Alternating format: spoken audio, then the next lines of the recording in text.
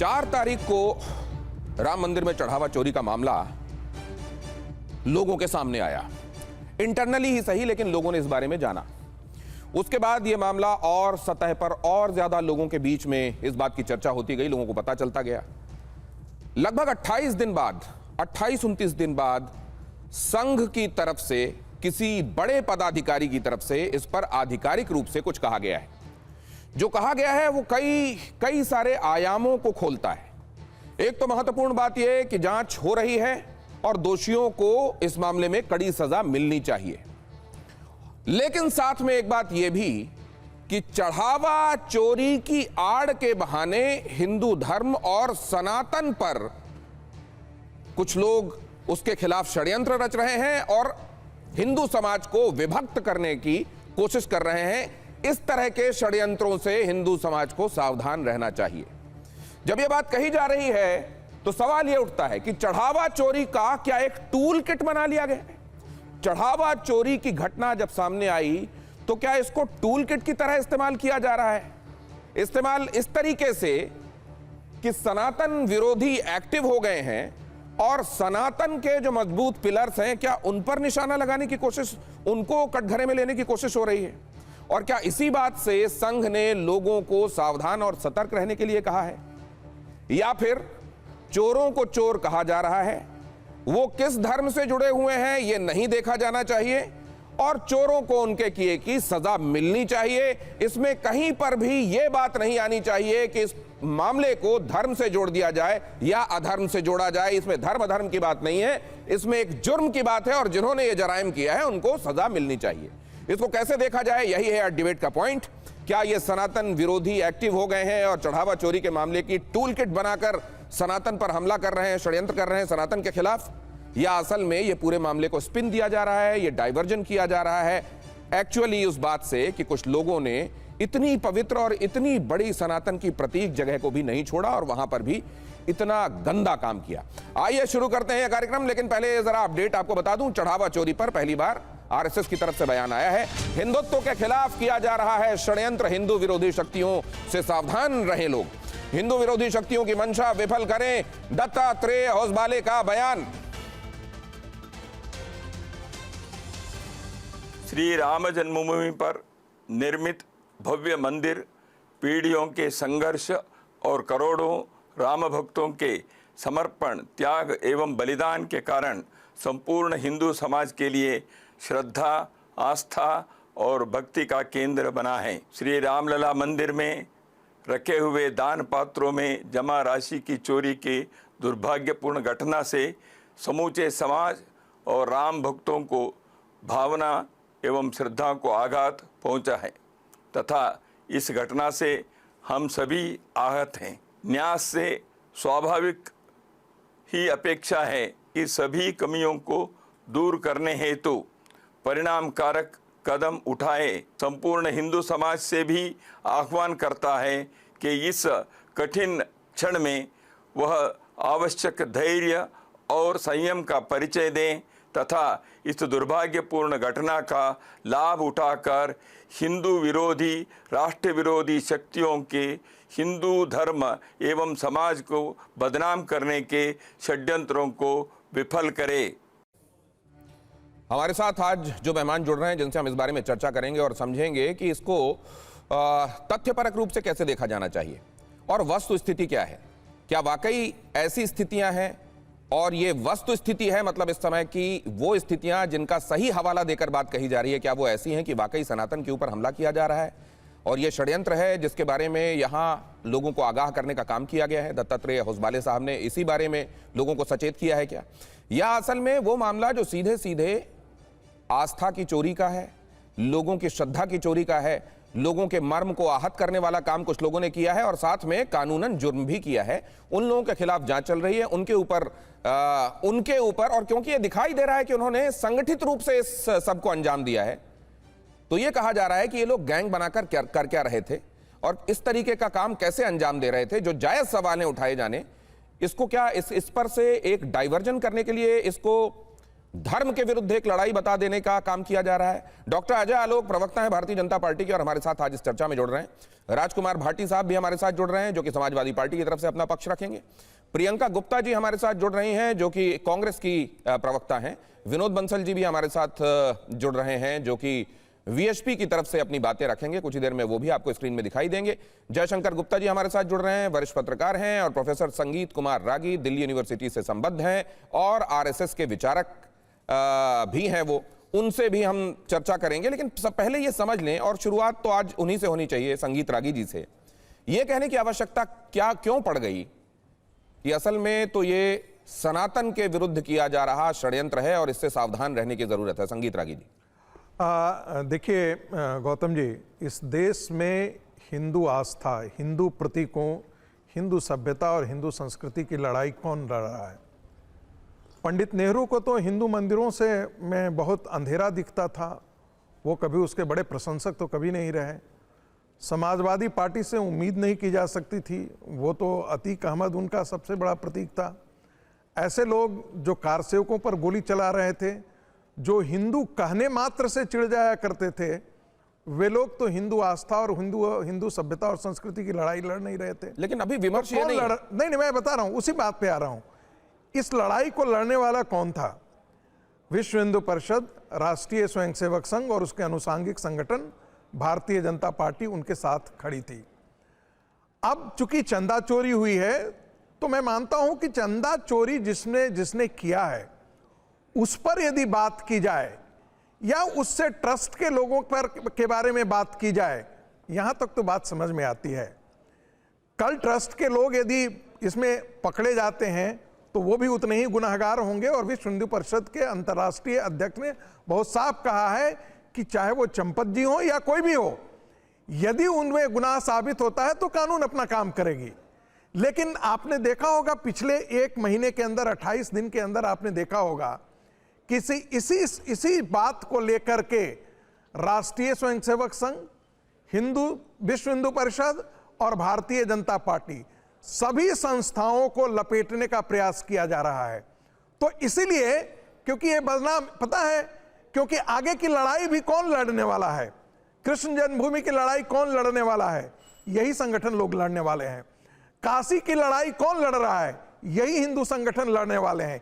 इस पूरे सांस्कृतिक मूवमेंट को कमजोर करने के लिए ये सारे के सारे आरोप लगाए जा रहे हैं। जबकि राष्ट्रीय स्वयंसेवक संघ ने, आप कह सकते हैं इतने दिनों में राष्ट्रीय स्वयंसेवक संघ कभी भी नी जर्क रिएक्शन नहीं करता है सर, और बहुत साफ कहा है किसी को बचाने की जरूरत नहीं है। जो भी इसमें गुनहगार होंगे उनको पकड़ा जाना चाहिए, उनको सजा मिलनी चाहिए। और इसीलिए 8 लोग गिरफ्तार हुए हैं और बाकी ट्रस्ट के मेंबर से पूछताछ की जा रही है। ठीक।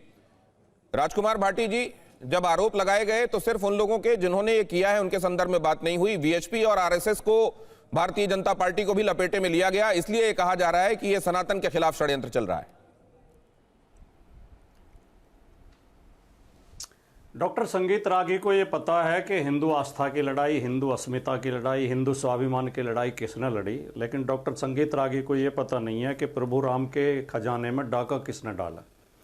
हिंदू इसके जो है भगवान राम के मंदिर में चढ़ावे में डकैती डालना से सनातन को ज़्यादा धक्का लगेगा, या इन लोगों के खिलाफ जांच की जाए, इन्हें दंड दिया जाए, ये पकड़े जाए, इनकी जांच ठीक से हो, ये मांग उठाने से सनातन को ज़्यादा धक्का लगेगा। जो ये बात कर रहे हैं कि आरएसएस तो ये चाहती है और वो चाहती है और भारतीय जनता पार्टी पे क्यों प्रश्न उठा रहे हो, ये जितने लोग ट्रस्ट में हैं सब आरएसएस के ही तो लोग हैं। विश्व हिंदू परिषद किसकी ब्रांच है? आरएसएस की तो ब्रांच है।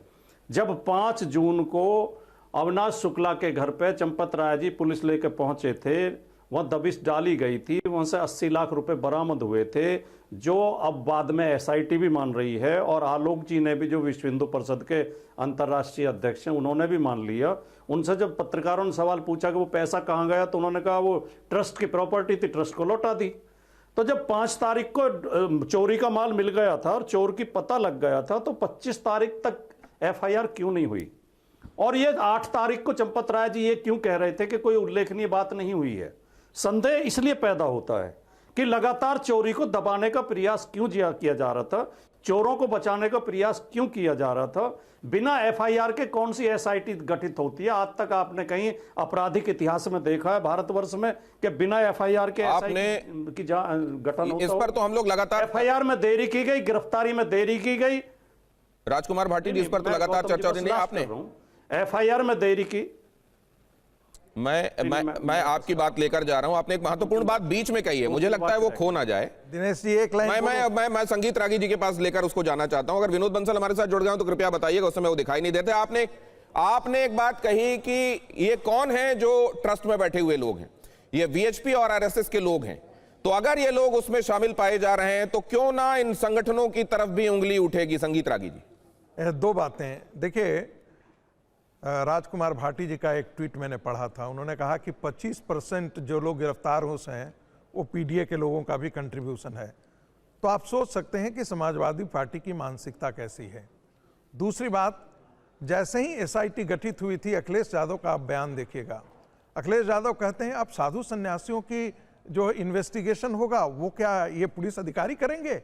अरे मंदिर के अंदर बैठ जाओ, चुपचाप आंख बंद कर लो और कहो कि जो जो पैसा ले गया है, हड़प्पा है या चोरी किया है, वो जमा कर दो। बात हो, रफा दफा करो, मामला खत्म करो यहीं पे। ये अखिलेश यादव का बयान है। तीसरी बात, देखिए इसमें कोई दो राय नहीं कि जो भी पार्टी सत्ता में होती है अपने विचार परिवार से ही लोगों को ट्रस्ट में जमा। अब माखनलाल फोतेदार को कैसे, कौन सा ऐसा बड़े धार्मिक थे जिनको जाकर के वैष्णो देवी ट्रस्ट में जमा कर दिया गया था? लेकिन जब वैष्णो देवी ट्रस्ट में घपले की बात आई थी तो क्या कांग्रेस पार्टी को बदनामी किया गया था? तिरुपति के अंदर किनको हुआ था? सबरीमला के अंदर। तो ये अब क्योंकि विनोद बंसल जी हमारे साथ जुड़ गए, जो मेरा कहना है कि जो इंडिविजुअल है, आप इंडिविजुअल को टारगेट कीजिए, आप उससे जुड़े। लेकिन सर ये बताइए, तो अभी तक नहीं वीएचपी के उपाध्यक्ष है ना अभी भी? चंपत राय वीएचपी के उपाध्यक्ष पद पर अभी भी हैं सर। मैं जरा विनोद बंसल जी को इसमें लाना चाहता हूं। विनोद बंसल जी, आप थोड़ा विलंब से जुड़े। अभी राजकुमार भाटी जी ने एक महत्वपूर्ण बात कही। उन्होंने ये कहा कि अगर वो लोग जो ये ट्रस्ट में बैठे हुए हैं, अगर वो वीएचपी से आरएसएस से जुड़े हुए लोग हैं, तो संगठनों की तरफ, संस्थान की तरफ जिससे जुड़े हुए हैं उनकी तरफ उंगली क्यों नहीं उठेगी? और अभी भी चंपत राय जी उपाध्यक्ष हैं वीएचपी के। हाँ, इसमें कोई दो राय थोड़ी है, हमको मना थोड़ी कर रहा है। हमें गर्व है ऐसे व्यक्ति पर जिन्होंने पूरा निष्ठा और विश्वास के साथ में पूरा जीवन निकाल दिया इस देश धर्म संस्कृति के उत्थान के लिए। आप मुझे बताइए कि ये जो जिसकी बात कर रहे हैं कि ट्रस्ट में आरएसएस के लोग हैं, अरे आरएसएस के लोग कहाँ नहीं है भाई? देश का प्रधानमंत्री आरएसएस का है, देश का गृह मंत्री आरएसएस का है, देश का उपराष्ट्रपति आरएसएस का है, देश के अधिकांश राज्यों में मुख्यमंत्री आरएसएस के हैं, देश के अधिकांश राज्यों के मंत्री आरएसएस के हैं, देश के अधिकांश विधायक और सांसद आरएसएस के हैं। अरे किस से हटाओगे भाई? आप अपनी मानसिकता को बदल लो। ये सब जगह आरएसएस है। अभी आप देखिए, ये आरएसएस की मानसिकता है जिसमें देश चल भी रहा है। अगर आपके जैसे लोग होते हैं, खाओ पियो और मौज करो, तो फिर नहीं चलता ये देश। आप बताइए, देखिए ये जो नवाजवादी सवाल ये है सर, विनोद बंसल सर, कि अगर किसी को, अगर कोई संदेह के घेरे में आ रहा है तो भी क्या संगठन उसको खुद से जुड़ा हुआ मानकर अपने पर बात लेकर उसको प्रोटेक्ट करने के लिए सामने आ जाएगा? नहीं, किसी को प्रोटेक्ट नहीं कर रहे, प्रोटेक्ट नहीं कर रहे किसी को, नहीं आएगा। और क्या उस दौरान जब जांच पेंडिंग होगी तो क्या ये ठीक होगा? अगर आप कहते हैं कि एफिलिएशन इस तरीके से नहीं देखा जाना चाहिए, तो क्या उस दौरान उनको पद से अलग किया जाना भी ठीक होगा या उस समय उनका जुड़ा रहना ठीक होगा? और ये अगर जुड़ा रहना ठीक होगा तो ये प्रोटेक्ट करना नहीं होगा तो क्या होगा सर? देखिए, ये जांच एजेंसी तय करती है कि आखिरकार किसी का जुड़ा रहने से कोई जांच प्रभावित होती है कि नहीं होती। आपको याद होगा दिनेश जी, बहुत सारे मामलों में जब कोर्ट में मामला पेश होता है तो ये जांच एजेंसी कहती है कि नहीं, इसका अंदर रहना जरूरी है, इसका बाहर रहना जरूरी है, नहीं तो जांच प्रभावित होगी। क्या किसी जांच एजेंसी ने ऐसा कहा है क्या? नहीं। जब जांच सुचारू रूप से चल रही है, जो व्यक्ति जिसका नाम ये ले रहे हैं वो लगातार जांच में स्वयं शामिल है, जिसने खुद एसआईटी का गठन किया हो, जिसने खुद एफआईआर दर्ज कराई हो। जी, बात आपकी बिल्कुल सही है कि एजेंसीज को बात करनी चाहिए, लेकिन अगर 4-5 तारीख के छापे में जो सीजर है उसको 25-26 तारीख को दिखाया जा रहा है, अगर जो शुरुआत में लोग 8 अरेस्ट किए गए उनके लिए रिमांड के लिए कोशिशें नहीं की गई, शुरुआत में एफआईआर दर्ज नहीं हुई, 25 तारीख को एफआईआर इस मामले में दर्ज होती है, तो क्या संदेह की स्थितियां बनती हैं और लग सकता है लोगों को स्वाभाविक तौर पर क्या कि प्रोटेक्ट करने की कोशिशें हो रही हैं? नहीं दिनेश जी, ये जो है ना, ये जो इन्वेस्टिगेशन की प्रक्रिया का हिस्सा है। 5 तारीख को जो कुछ पकड़ा गया था वो 26 तारीख को रिकॉर्ड में दर्ज क्यों हुआ? क्योंकि एसआईटी उसके बाद बनी। ठीक। जब एसआईटी बनी उसके बाद एफआईआर दर्ज हुई, तो उसमें सारी चीजें रिकॉर्डेड हो गई। आप मुझे बताइए, कोई एम्बेजलमेंट है क्या? लेकिन मैं इनसे पूछना चाहता हूँ, आप ये जरा ये इनसे पूछिए कि आखिरकार ये जो ऑर्नामेंट की बात कर रहे थे कि चोरी हो गया, सारा चला गया, क्या मिला? ये माफी मांगेंगे क्या? आखिरकार इनके नेता जो सुरसा की तरह मुंह बढ़ाकर कह रहे हैं कि ये चोरी हो गया, वो चोरी हो गया, ठीक है। 1000 करोड़। ठीक है, ठीक है। प्रियंका जी के पास भी इस बात को लेकर मैं जाना चाहता हूं। कार्रवाई करेंगे नहीं, इस पर कार्रवाई इसी दौरान जब ये मामला सामने आया, अचानक वीएचपी के ऊपर और आरएसएस के ऊपर हमले और तेज हो गए। प्रियंका जी, ये भी सबने नोटिस किया।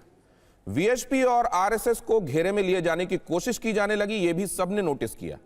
और उन इंडिविजुअल्स के बहाने पूरे इंस्टीट्यूशंस को लपेटे में ले जाने की कोशिश की गई, ये भी सबने देखा। आपने देखा कि इसी दौरान दिग्विजय जी ने, मीनाक्षी जी ने, प्रियंक खड़गे जी ने, सबने ये कह दिया, वो पंजीकरण की बात से लेकर तमाम बातें होने लगी।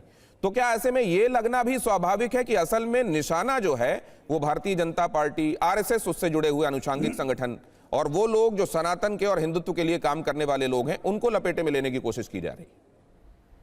देखिए, लपेटे में किसी सनातन को लेने की कोशिश नहीं की गई है। असल में लपेटे में वो लोग लिए जा रहे हैं जो चोरों को बचाने में यहाँ बैठे हुए हैं, जो चोरों को बचाने का समर्थन कर रहे हैं। वो लपेटे में भी हैं, वो घसीटे में भी हैं, और उनका जो है बदनामी भी हो रही है, सब कुछ हो रहा है।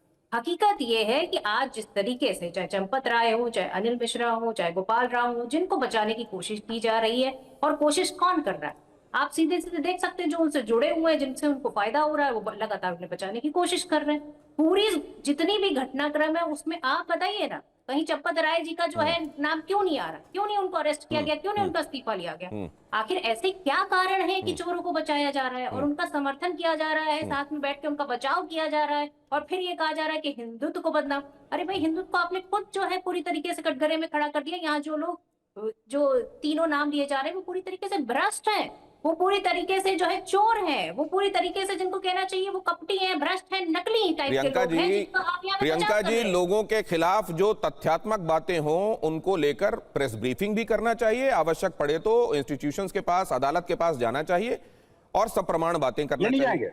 लेकिन क्या इस मामले में ऐसा हुआ है क्या प्रियंका जी? ये भी एक सवाल है ना। और ये आपको देखिए, अब ये पवन खेड़ा जी जो कह रहे हैं, वो जरा सुनिए। यहां पवन खेड़ा जी की कही हुई बात मैं आपको सुनाता हूं।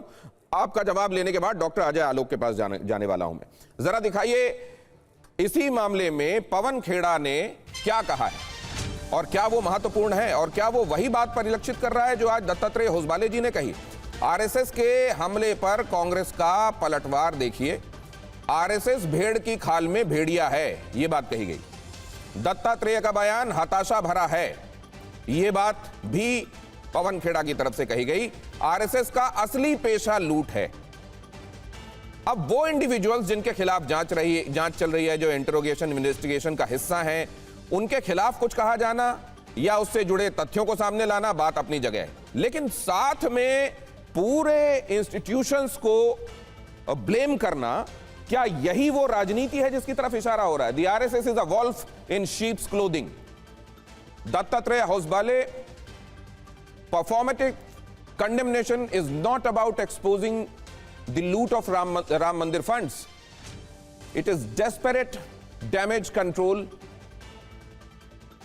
ये एक बहुत ही छटपटाहट से भरा डैमेज कंट्रोल है जो दिखाई दे रहा है।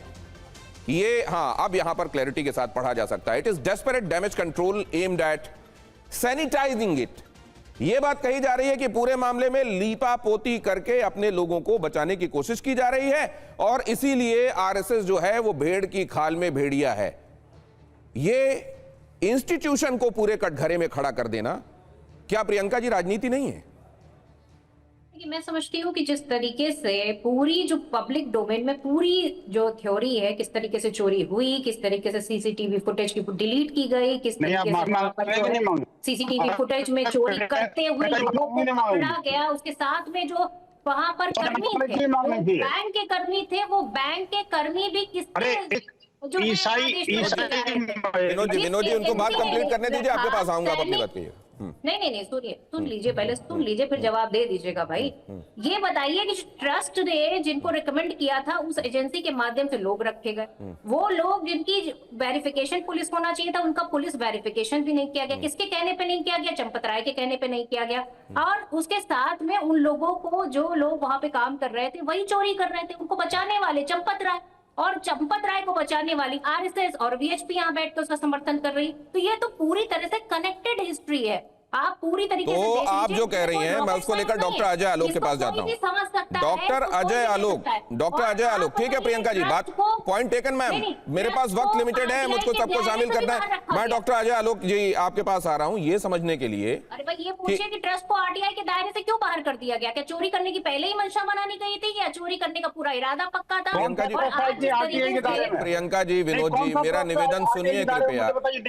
मेरा निवेदन अगर नहीं सुनेंगे तो मैं इसको कंडक्ट नहीं कर पाऊंगा, प्लीज ऐसे मत कीजिए। डॉक्टर अजय आलोक, लोगों को बचाते, कौन सा ट्रस्ट, देश का कौन सा ट्रस्ट आरटीआई के दायरे में? विनोद जी एक सेकंड, आता हूं आपके पास सर, प्लीज धैर्य रखिए।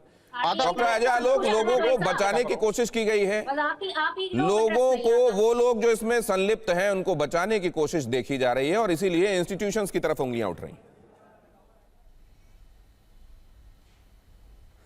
आंखों में जब मोतियाबिंद हो जाए ना तो देखने की कमी हो जाती है। इन लोगों के साथ यही हो रहा है।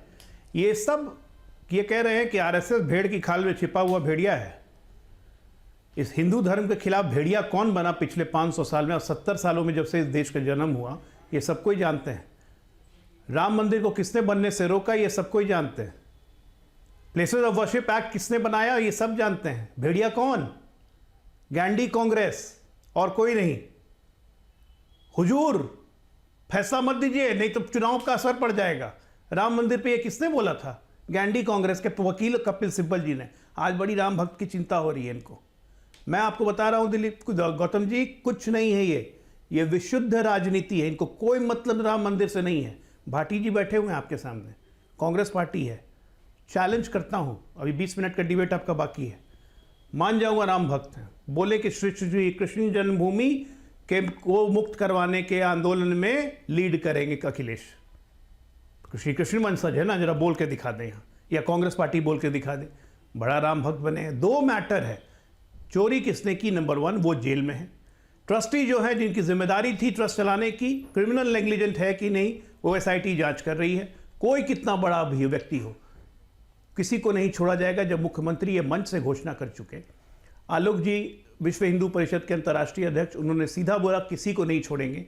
आज दत्तात्रेय जी ने भी यही बात कही है कि कोई नहीं बचेगा।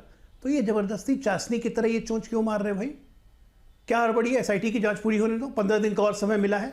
मनी ट्रेल जा रही है, लोग नए नए खुलासे हो रहे हैं। दोनों ने इस्तीफा दे दिया अपने पद से। 5 तारीख को ट्रस्ट की बैठक होने वाली है। डॉक्टर इस्तीफा रखेंगे मजबूत करने के लिए। डॉक्टर अजय आलोक, हर चीज हो रहा है, लेकिन इनको राजनीति सीखनी है। डॉक्टर अजय आलोक, इस पूरी प्रक्रिया में जब से ये घटनाक्रम सामने आया है, आपकी निगाह में कहीं कोई लूप होल ऐसे दिखाई देते हैं जिनको लेकर लोगों को सवाल उठना उनके मन में लाजमी है, या आपको लगता है सब कुछ प्रक्रियात्मक रूप से, सब कुछ एसओपी के हिसाब से हो रहा है, कहीं कोई ग्लिच नहीं हुई है और केवल राजनीति करने वाले सवाल उठा रहे हैं? नहीं, ग्लिच हुई है। सबसे बड़ी ग्लिच हुई है कि चोरी हुई है। सबसे बड़ी ग्लिच तो सामने है कि चोरी हुई है। उन लोगों ने मान लिया भी कि चोरी हुई है। रिकवरी हो गई 80 लाख की, अब 1.25 करोड़ के लगभग। चोरी तो हुई है, तभी ना ये सब हो रहा है। लेकिन आप ये बताइए कि आरोप प्रत्यारोप कितने घटिया लगाए गए। चांदी की 200 सिल्लियाँ कहाँ गई, कौन ले गया, मिला कि नहीं मिला? चरण पादुकाएं कहाँ गई, मिला कि नहीं मिला? जब मिल गया तो कहते हैं कि वहां क्यों था, यहाँ क्यों नहीं है?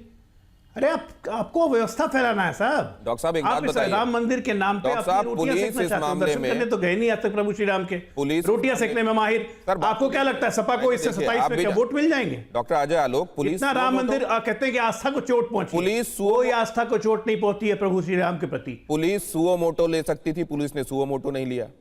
संतोष दुबे कहते हैं मैं गया, मैंने राम जन्मभूमि थाने में थानेदार से कहा इस मामले में आप FIR लिखिए।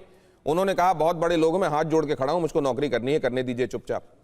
ये कौन सा प्रभाव था जो काम कर रहा था, जिसके बारे में बृजभूषण शरण सिंह भी कहते हैं कि मुंह खोलते तो बड़ी दिक्कत हो जाती है, अभी भी मुंह नहीं खोल सकते। ये कौन था इतना प्रभावशाली? ये कौन है जिसके बारे में कहा जाता है कि चंपत राय तो FIR कराने जा रहे थे, लेकिन अचानक एक फोन आया और उन्होंने फिर FIR नहीं कराई? देखिए, ये कहा सुनी की बातें जो है ना, ये कहा सुनी की ही बातें रहती है। यही तो मैं कह रहा हूँ कि यही विशुद्ध राजनीतिकरण है। ये कहा सुनी की बातें कि एक फोन आया, किसी ने कहा एक फोन आया, चंपा जी ने FIR नहीं करवाया।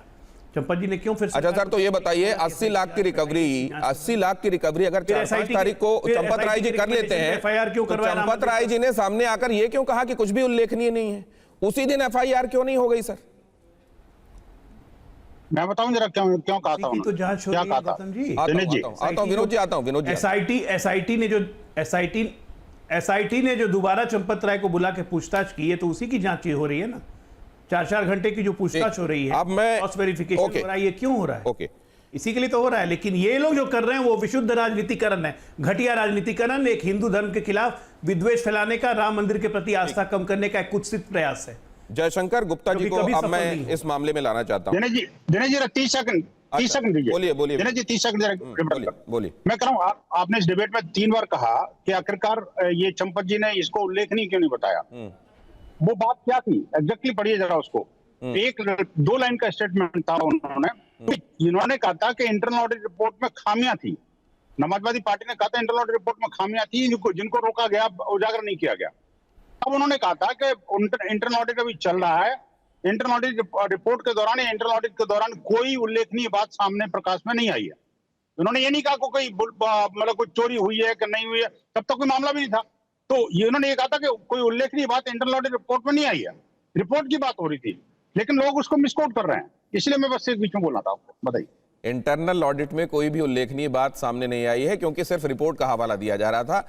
बाकी किसी ने कोई घपला किया क्या, उस बारे में कोई बात ही नहीं की गई थी। विनोद बंसल जी का ये कहना है। ये बात जैसा वो समझा रहे हैं वैसा ही क्या समझी जा सकती है, ये मैं दर्शकों पर छोड़ूंगा। लेकिन मैं अभी जाना चाहता हूं जयशंकर जी के पास। जयशंकर गुप्ता जी, एक बात मुझे ये बताइए कि देखिए, अगर कोई किसी संस्था से जुड़ा हुआ व्यक्ति होता है तो जाहिर है उसके ट्रैक रिकॉर्ड के हिसाब से वो कैसा पेश आता रहा है, वो क्यों संस्थान में आया, किन वजहों से उसको संस्थान में रखा गया, ये सब भी लोगों के जहन में आता है। और कुछ हद तक उसके ट्रैक रिकॉर्ड, अगर वो जेन्युइन व्यक्ति रहा है उस समय तक, तो उसको प्रोटेक्ट करने की कोशिश भी होती है।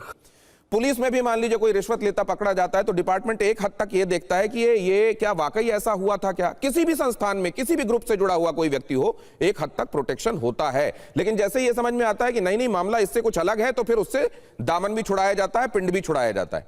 कहां पर वो लाइन होती है जहां पर यह तय किया जाता है कि यहां तक हम प्रोटेक्ट करेंगे और यहां के बाद हम जैसा होगा वो परिस्थिति को अपना ओन कोर्स लेने देंगे, कानून अपने हिसाब से, प्रक्रिया अपने हिसाब से काम करेगी, हम उसके साथ नहीं रहेंगे? कब कहां तय होता है? नहीं दिनेश जी, पहली बात तो ये है, हमारी समझ में नहीं आ रहा है कि चोरी करने वाले, डकैती डालने वाले राम मंदिर के चढ़ावे पर वो लोग हिंदू धर्म और सनातन के खिलाफ षड्यंत्र कर रहे हैं या चोरी को उजागर करने वाले षड्यंत्र कर रहे हैं, ये हमारी समझ में कतई नहीं आ रहा है।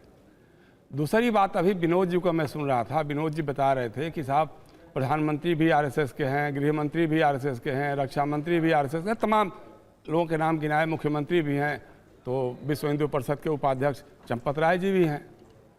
अब इन लोगों के रहते अगर चोरी हो रही है तो फिर जिम्मेदार किसको कहा जाएगा?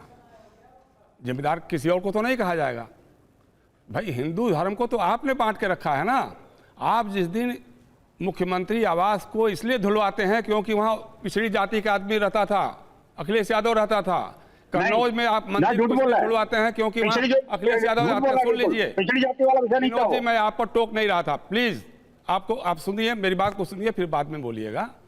जयशंकर जी, भगवान कृष्ण भी यदुवंशी थे, यादव थे, तो ये कोई यादव रह रहा था इस वजह से धुलवाया गया था, ये बात तो मत कहिए, ऐसा नहीं लगता है। लेकिन आप कह रहे हैं कि उजागर करने वाला सनातन का दुश्मन है, षड्यंत्रकारी है, या चोरी करने वाला षड्यंत्रकारी है और चोरों को बचाने की कोशिश में मुब्तला व्यक्ति दिखाई देता है? दिया एक मिनट तो हमको भी दे। नहीं, मैं विषयांतर न करिए सर, उसी मुद्दे पर रही। नहीं, वही मैं कह रहा हूँ। मेरे समझ में सिर्फ एक बात आती है, बहुत पहले की बात है, जब सुषमा स्वराज जी थी, लोकसभा में किसी बात पे चर्चा हो रही थी, तो उन्होंने कहा, मनमोहन सिंह जी को दिखा करके कहा था कि तू इधर उधर की ना बात कर, ये बता कि काफिला क्यों लूटा। मुझे रहजनों से गिला नहीं, तेरी रहबरी का सवाल है। मैं उसी को थोड़ा सा चेंज करके करना चाहता हूँ। तू इधर उधर की ना बात कर, ये बता कि मंदिर का चढ़ावा क्यों लूटा, कैसे लूटा। मुझे रहजनों का पता नहीं, तेरी रहबरी का सवाल है। फिर जवाब क्या होता है उसका? शायर कहता है, मैं बताऊं मंदिर का चढ़ावा क्यों लूटा? मंदिर का चढ़ावा इसलिए लूटा, तेरा रहजनों से था वास्ता, मुझे रहजनों से गिला नहीं, तेरी रहबरी का मलाल है। ये बात है। आज आपने पूरे हिंदुस्तान के हिंदू धर्म के लोगों की, सनातन के जो भी तथाकथित जो भी हैं लोग, उनकी आस्था को आपने लूटा है।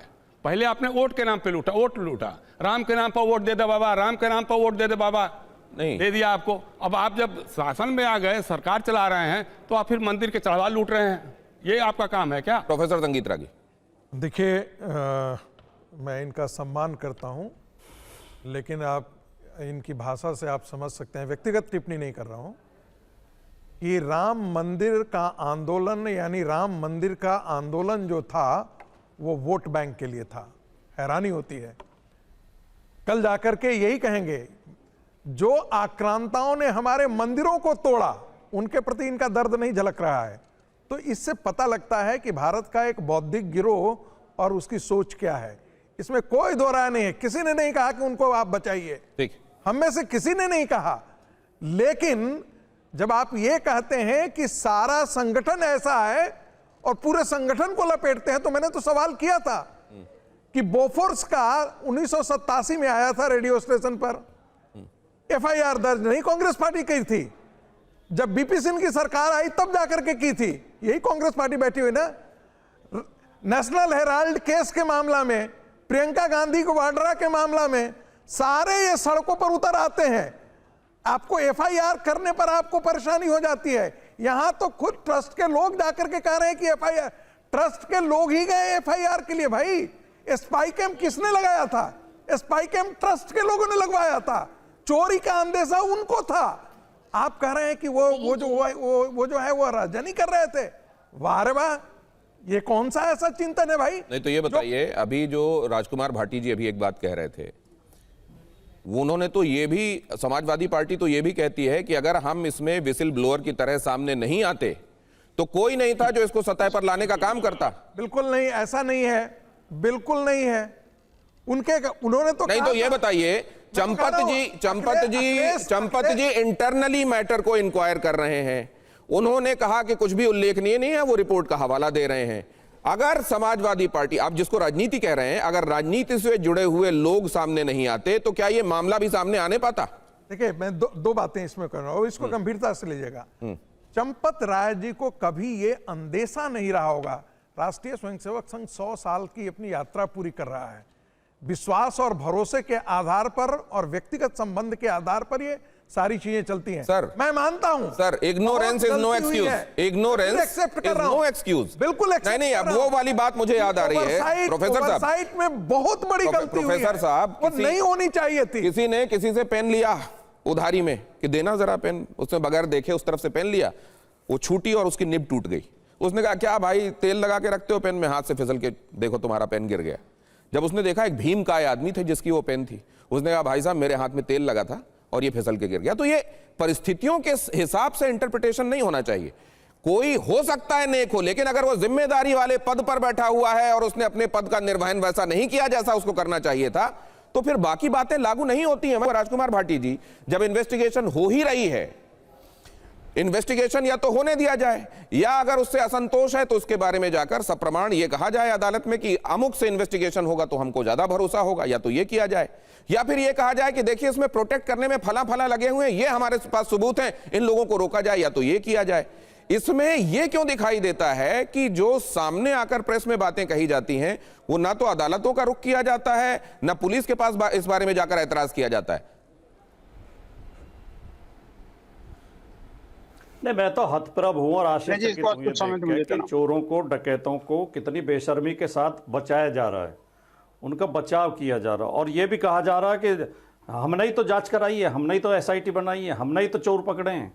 अरे आपने तो बिल्कुल नकार दिया था कि कोई अनियमितता नहीं है, ये तो दबाव में ऑडिट रिपोर्ट के बारे में कहा गया था, इसमें मीडिया की बहुत बड़ी भूमिका है। वो ऑडिट रिपोर्ट के बारे में कहा गया था राजकुमार भाटी ने भी बताया तो विनोद बंसल जी ने। ये अरे नहीं, दिनेश जी गलत बता रहे हैं विनोद बंसल, आप मेरी बात सुनिए।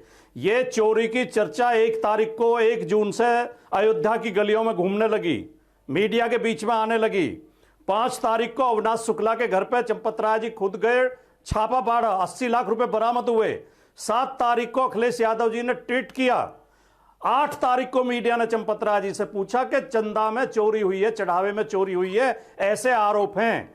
तो चंपत राय जी ने कहा कि इंटरनल ऑडिट हमारा चल रहा है और कोई उल्लेखनीय बात हमें नहीं मिली है। वो बात को छिपा रहे थे, घुमा रहे थे, उसे दूसरा रुख दे रहे थे। फिर इसके बाद जब रुपए भी बरामद हो गए, चोर का पता चल गया, चोरी का पता चल गया, तो एफआईआर तुरंत दर्ज क्यों नहीं हुई? गिरफ्तारी तुरंत क्यों नहीं हुई? 25 दिन क्यों दिए गए?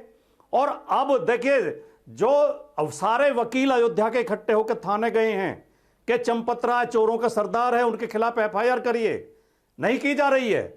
संतोष दुबे जो कार सेवक है वो कह रहा मैं गंगाजल हाथ में लेके कह सकता हूं कि ये सारे चोर हैं जो ट्रस्ट में बैठे हैं, ये सारे इस चोरी में शामिल हैं। उनकी बात नहीं सुनी जा रही है और यहां बड़ी नैतिकता की ढींगा की जा रही हैं, लंबी लंबी बातें की जा रही हैं। अब भी दोषी विपक्ष को ठहराया जा रहा है। राम मंदिर और सनातन का सम्मान सब करते हैं, सवाल राम मंदिर का या सनातन के सम्मान का नहीं है, सवाल आपकी डकैती का है। आपने सनातन के नाम पर डकैती डाली है, आपने करोड़ों अरबों राम भक्तों की आस्था को लूटा, उनकी आस्था को ठेस पहुंचाई। राजकुमार भाटी जी, डॉक्टर अजय आलोक ने एक बात कही कि अगर ये सब राम के प्रति निष्ठावान और चिंता करने वाले लोग हैं तो पूछिए ये काशी मथुरा के बारे में आगे क्या करने वाले हैं, इनका स्टैंड क्या है? मतलब इन्हें एक डकैती डालने के लिए एक सेंटर और दे दें, एक सेंटर में तो डकैती इन्होंने डाल ली, इस डकैती की बात ना करें, दूसरा सेंटर इनके लिए बनवा दे कि जिसमें दूसरी डकैती डाल सकें।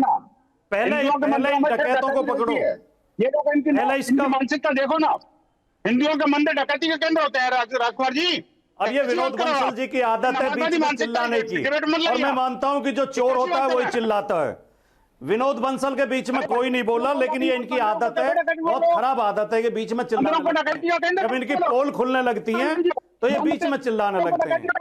अब दिनेश जी आपको इंटरफेयर करना चाहिए, इस तरह बीच में नहीं चिल्लाना चाहिए।